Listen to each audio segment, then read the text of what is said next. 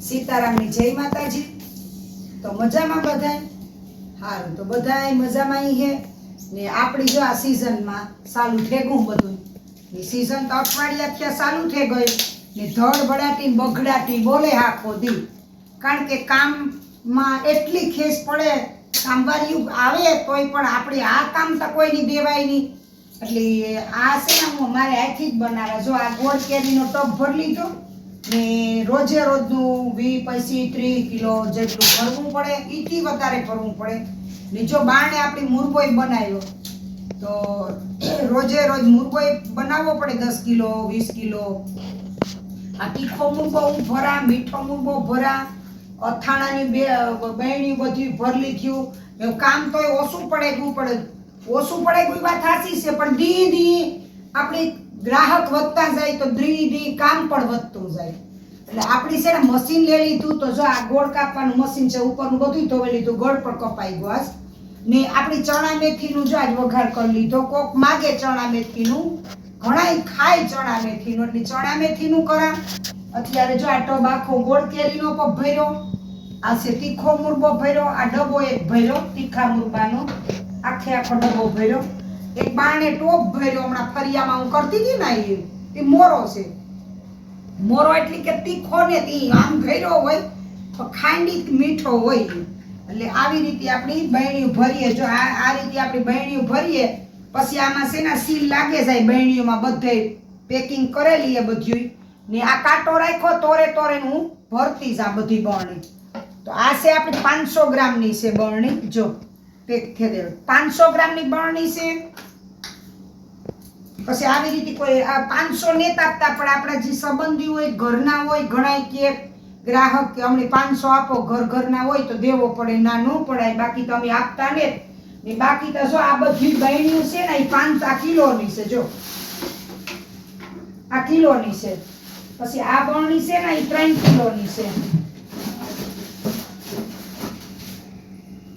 આ 3 કિલોની છે। પછી જો વધારે ઈ થાય કે અમારે 5 કિલો ને 100 કિલો જોઈએ તો આ બરણીમાં 2.5 કિલો નાખી દઈએ ને। તેલ છે ને હું વધારે નાખા, કારણ કે તેલ વધારે નાખા તો આથણું પણ અસર લાગે, પણ તેલ છે ને એ લીકેજ થાય તો ઢોરાય, એટલે તેલ હું માપી નાખા ને। આવી રીતે જો હું બધુંય બનાવા, મુરબો બનાવા, તીખો મુરબો બનાવા, ગળ્યો મુરબો બનાવા, આમળાનો બનાવા, લીંબુ તૈયાર જો બહેણીએ ભર્યું, કોઈ જોતા હોય તો લીંબુ પણ તૈયાર છે।